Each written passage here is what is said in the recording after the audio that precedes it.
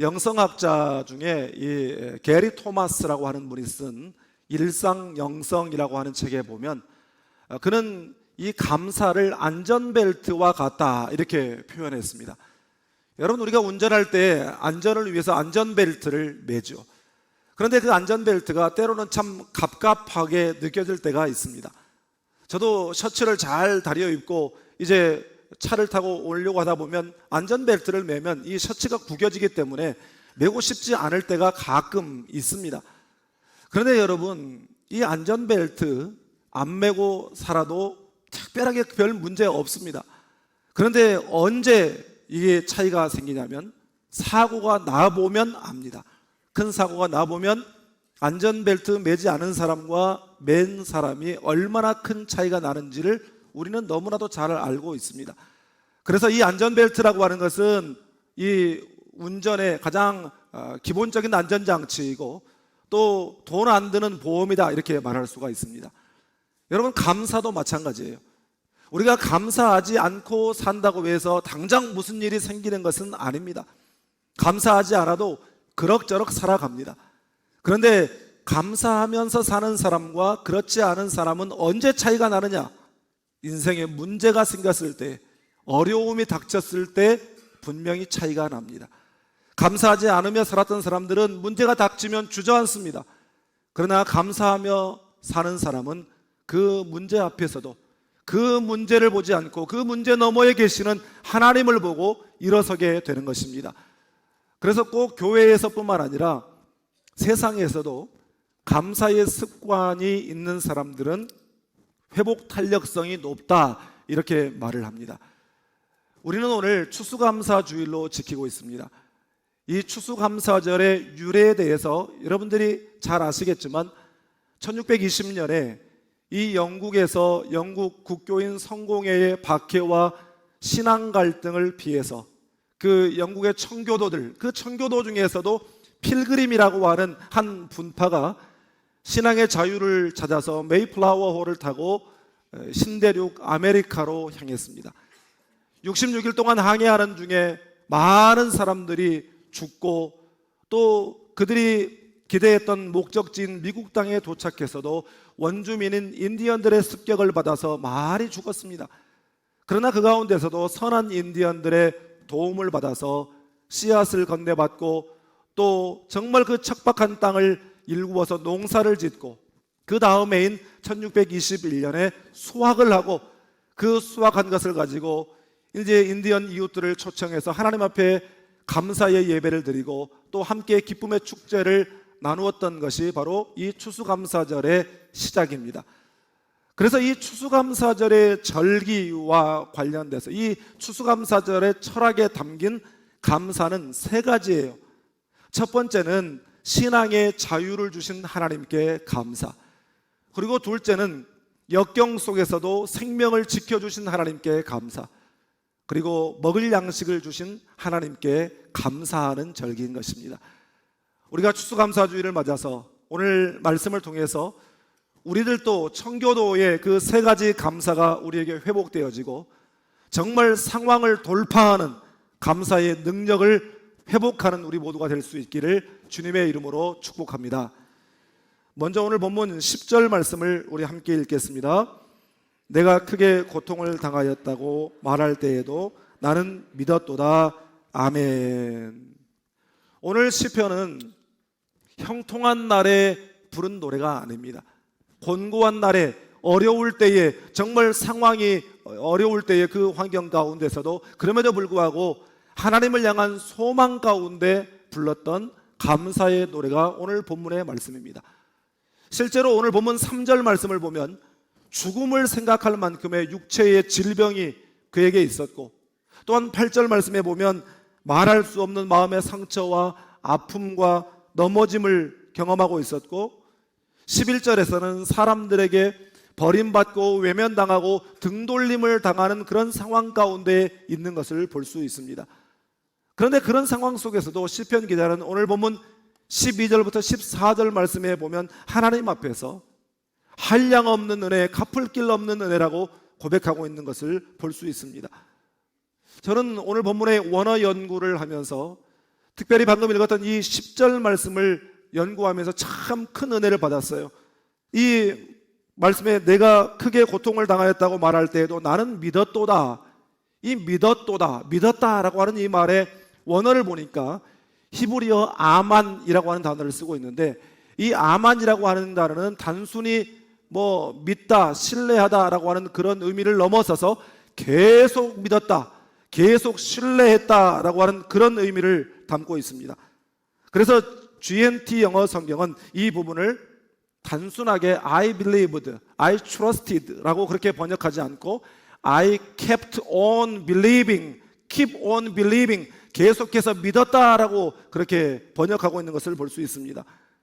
불치의 병에 걸렸고 마음에 말할 수 없는 눈물의 아픔이 있고 사람들이 나를 오해하고 다 떠나가고 버림받은 그런 상황 속에서 그야말로 인생이 산산이 부서진 것과 같은 그런 상황 속에서 그럼에도 불구하고 I kept on believing, 나는 계속해서 하나님을 믿었다는 것입니다.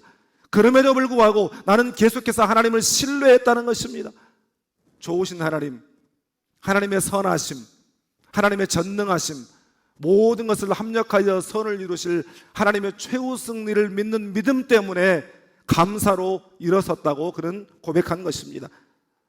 사도행전 12장에 보면 유다 왕 헤롯이 이 야고보 사도를 붙잡아다가 죽였습니다.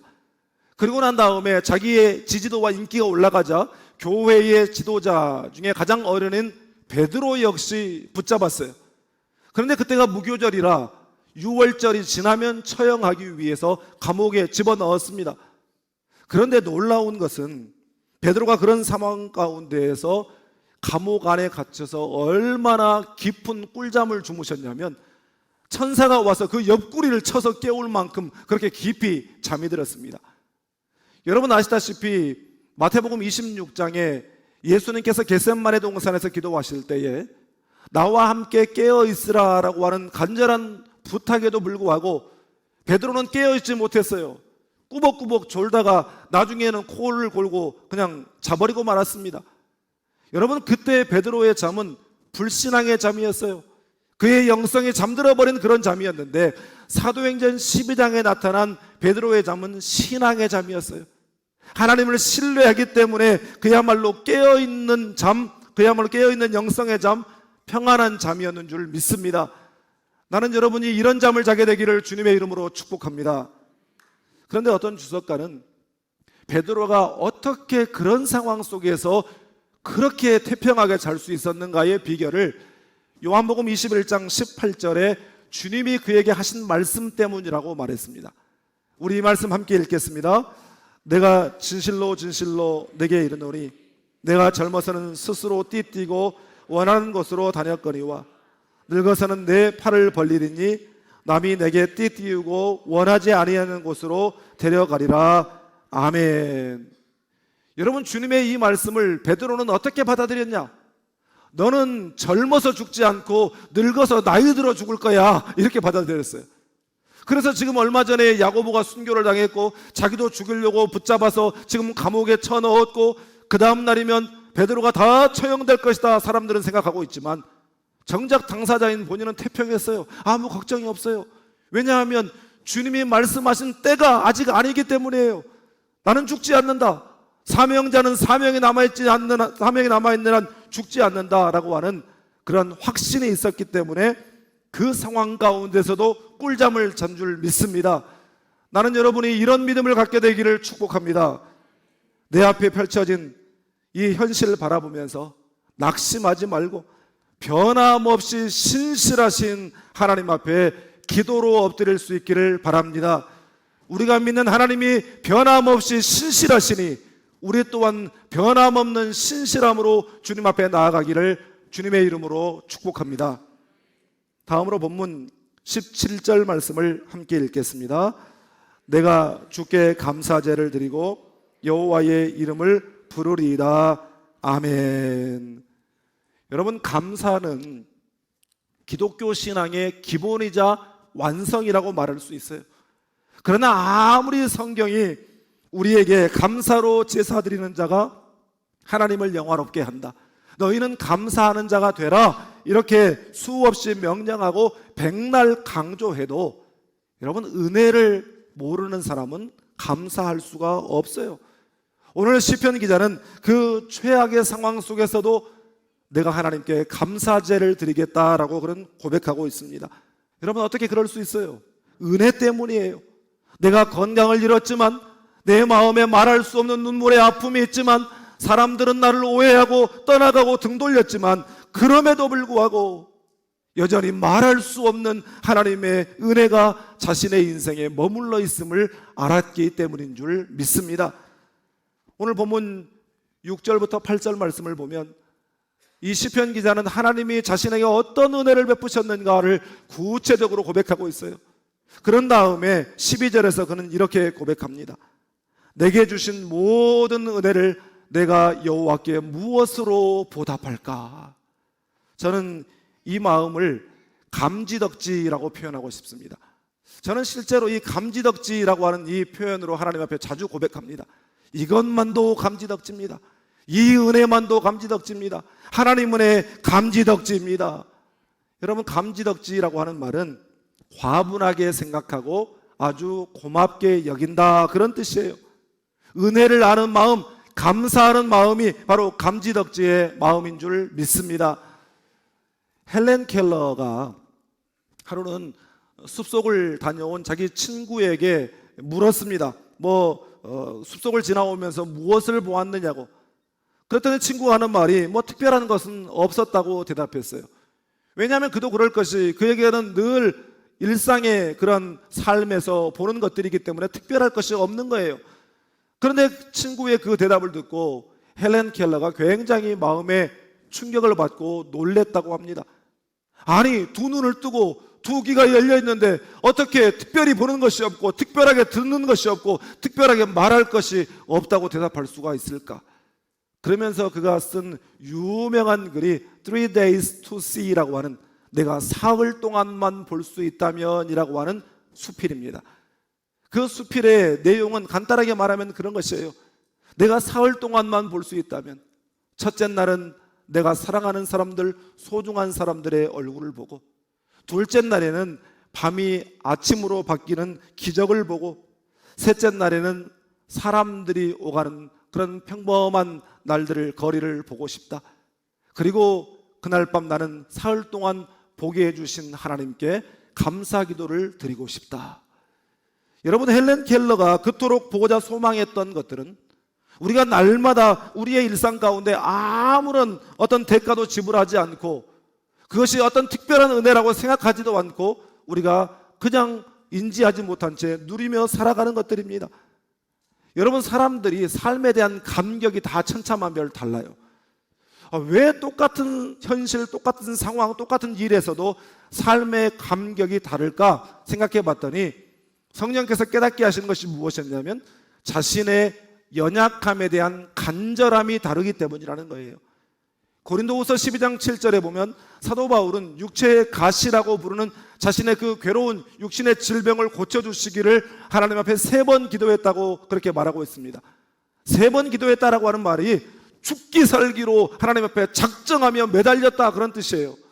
그런데 하나님께서 뭐라고 대답하셨냐? 내 은혜가 내게 족하도다. 이는 내 능력이 약한 데서 온전하여 짐이니라. 여러분, 우리의 연약한 부분, 육체의 가시를 통해서 얼마나 풍성한 은혜를 받고 살아가고 있는지 그것을 깨닫고 누리고 기뻐하라는 말씀입니다. 여러분, 추수감사절을 맞이해서 여러분들은 어떤 감사의 제사, 어떤 감사의 제목을 하나님 앞에 올려드리시겠습니까? 여러분, 우리가 아무리 바빠도 이번 주간에는 숙제가 있어요. 이번 주간에는 꼭 시간을 잠시 내서 내 인생의 7대 감사 제목, 그리고 2022년 올 한 해의 7대 감사 제목을 꼭 적는 시간을 가질 수 있기를 바랍니다. 항상 감지덕지, 없는 것 보지 말고 내게 있는 은혜, 나에게 머물러 있는 그 은혜를 헤아리며 감사하며 살아가는 여러분 되시기를 주님의 이름으로 축복합니다. 마지막으로 본문 13절 14절 함께 읽습니다. 내가 구원의 잔을 들고 여호와의 이름을 부르며 여호와의 모든 백성 앞에서 나는 나의 서원을 여호와께 갚으리로다. 아멘. 시편 기자는 하나님의 은혜 앞에서 내가 여호와께 무엇으로 보답할까 생각하다가 이렇게 감사를 표현하기로 그는 결단합니다. 먼저 구원의 잔을 들고 여호와의 이름을 부르겠다. 찬양이죠. 여기서 이 구원의 잔이라고 하는 것은 그릇을 말하잖아요. 이것은 인생의 잔, 인생의 그릇을 말합니다. 여러분, 우리가 우리의 인생의 잔과 그릇에 무엇을 담느냐 하는 것이 굉장히 중요하죠. 그 잔을 분노를 담으면 그것은 분노의 잔이 되기도 하고, 또 어떤 사람들은 그 잔에 슬픔을 담아 슬픔의 잔을 만들기도 하고, 불평의 잔을 만들기도 하고, 또 쓴 뿌리를 거기에 담으면 무슨 잔이 되겠어요? 쓴 잔이 되고 독잔이 되는 것입니다. 그런데 본문의 시편 기자는 자신의 인생의 잔에 뭘 담겠다고 말하고 있어요? 구원을 담겠다라는 거예요. 구원을 담겠다는 말이 무슨 말입니까? 하나님께서 나를 구원하여 주신 그 구원의 감격을 이 잔에 담아 하나님의 이름을 부르겠습니다. 여러분, 이 말은 무슨 말입니까? 구원의 감격으로 내가 하나님을 찬양하겠습니다 라는 그러한 고백인 줄 믿습니다. 지난주에 수요일에 우리 찬양음악부 헌신 예배를 드렸잖아요. 참 은혜로운 예배를 드렸는데 한 5시 조금 넘어서 제가 목양실에서 교회 쪽을 바라보면서 오늘 예배를 위해서 이렇게 기도하고 있는데 집사님 한 분이 일찌감치 예배를 준비하기 위해서 교회에 왔더라고요. 그래서 주차장에 이렇게 주차를 하고 나와서 걸어가는데 얼마나 딱 봐도 너무너무 신이 난 거예요. 즐겁고 발걸음이 힘찬 거예요. 그런데 봤더니 고개를 까딱까딱 하면서 노래를 부르고 있더라고요. 그 노래 내용이 어떤 것인지 알지 못하지만 아마도 차를 타고 오면서 불렀던 찬양을 계속해서 예배당으로 들어가면서 그 노래를 부르지 않았을까 하는 생각이 듭니다. 여러분, 우리가 예배할 때 부르는 찬송, 찬양, 건성으로 부르지 않기를 바랍니다. 영혼 없는 찬양이 되지 않기를 바라요. 거기에 여러분의 영혼이 실리고 여러분의 진심 어린 마음이 실린 찬양의 제사가 될 수 있기를 주님의 이름으로 축복합니다. 감사의 표현 또 한 가지는 본문 14절에서 말씀하는 대로 하나님께 한 나의 서원을 갚겠다 이렇게 말하고 있습니다. 하나님께 한 나의 서원을 갚겠다, 이 부분을 NLT 영어 성경은 I will keep my promises to the Lord 이렇게 번역하고 있어요. 하나님께 한 약속을 지키겠습니다, 그런 뜻이에요. 우리가 처음 주님 만나고 예수 믿고 구원받고 은혜 받고 성령 충만할 때 하나님께 했었던 약속들이 있어요. 주님 뜻대로 살겠습니다. 제 인생 하나님께 바치겠습니다. 병 고쳐주시면, 살려주시면 주님 위에 살겠습니다. 복음 위에 살겠습니다. 하나님 뜻대로 살겠습니다. 주님 위에 충성하겠습니다. 헌신하겠습니다. 이런 숱한 약속과 고백들에 대한 실제적인 헌신을 오늘 본문 시편 기자는 그것을 하나님께 서원을 갚는다라고 하는 말로 표현하고 있는 것입니다. 어떤 가정에서 설날이 돼서 할아버지 할머니께 세배 드리고 이제 세뱃돈을 받는 아이한테 엄마가 말했어요. 감사합니다 그래야지. 그랬더니 이 아이가 뒤돌아보면서 엄마한테 하는 말이 엄마가 쓸 거니까 엄마가 감사하다고 해야지 그러더랍니다. 여러분, 은혜를 아는 사람이 행복하고 은혜에 감사하는 사람이 복된 사람인 줄 믿습니다. 고린도후서 4장 15절에서 사도 바울은 많은 사람의 감사로 말미암아 은혜가 더 넘쳐서 하나님께 영광을 돌리게 하려 함이라 말씀합니다. 여러분, 감사하면 은혜가 더욱 넘쳐서, 다시 말해서 감사하면 더 큰 은혜 주시고 감사하면 그 감사로 말미암아 하나님께 영광을 돌려드리게 되는 줄 믿습니다. 1860년 9월에 어느 날 밤에 갑자기 불어닥친 폭풍우 때문에 시카고 근처의 미시건 호수에서 그곳을 항해하던 유람선 한 척이 암초에 부딪혀 침몰하면서 287명이 사망하는 대형 사고가 발생했습니다. 그런데 그때 시카고 인근의 명문 학교인 노스웨스턴 대학교의 수영 선수였던 에드워드 스펜서라고 하는 사람이 자기가 있는 곳에서 침몰 현장까지 800m 정도 되는 그 거리를 수영해서 헤엄쳐서 무려 16번을 왕복하면서 17명의 생명을 구출해냈어요. 그리고 난 다음에 자기는 완전히 기진맥진 탈진해서 쓰러져 버렸습니다. 병원에서 눈 떴을 때 의사의 말은 충격적인 것이었어요. 그 후유증으로 이제 다시는 걸을 수 없다는 그런 충격적인 통보를 받고 그는 일평생 휠체어에 의지해서 살아야만 했습니다. 그리고 몇십 년의 시간이 흐르고 당시 성령의 사람이요 유명한 설교가였던 R.A. 토레이 목사님께서 LA에서 집회를 하는데 그 집회 말씀 가운데 바로 그 에드워드 스펜서의 그 헌신적인 희생을 예화로 들었어요. 그런데 놀라운 것은 바로 그 자리에 백발이 된 이 에드워드 스펜서가 그 자리에 앉아 있었습니다. 목사님이 깜짝 놀랐어요. 설교를 마치고 집회를 마친 다음에 차를 마시면서 물었습니다. 스펜서 선생, 참 대단한 일을 하셨습니다. 그런데 한 가지 궁금한 것은 선생이 구출한 그 17명의 사람들 가운데 돌아와 감사를 표한 사람은 몇이나 됩니까? 내심 다 했겠지 하는 마음으로 그렇게 물었습니다. 그런데 그때 스펜서가 씁쓸한 표정을 지으며 이렇게 대답했다고 합니다. No one said thank you. 단 한 사람도 나에게 감사하다고 말한 사람이 없습니다. 그야말로 자신의 몸을 버려가면서 생명을 걸고 장애인이 되기까지 그렇게 헌신하면서 17명의 목숨을 살려냈는데 돌아와서 감사하다고 말한 사람이 한 사람도 없었다는 것입니다. 여러분, 그런데 저와 여러분이 바로 그 사람들인지 모릅니다. 우리 주님 예수 그리스도께서는 스펜서의 희생과는 비교할 수 없을 만큼 처음부터 우리 때문에 하늘의 영광의 보좌를 버리고 죽으러 이 땅에 오셨고 아무 흠도 죄도 없으신 분이 채찍에 맞아 온몸의 살점이 다 뜯겨나가시고 나무에 못 박히시고 마지막에 옆구리에 창에 찔리시면서 마지막 물과 피 한 방울까지 다 쏟으시면서 당신의 생명을 내어주심으로 우리의 생명을 살렸고 우리에게 소망을 주셨는데 우리는 말로 다 형용할 수 없는 주님의 그 은혜 앞에 어떤 감사를 표현하면서 살아가고 있습니까? 사랑하는 여러분, 신앙생활은 곧 감사생활인 줄 믿습니다. 감사는 상황을 돌파하게 하는 능력이 있습니다. 여러분, 감사로 더 큰 은혜 체험하고 감사로 하나님께 영광을 돌려드리며 살아가는 우리 모두가 될 수 있기를 주님의 이름으로 축복합니다.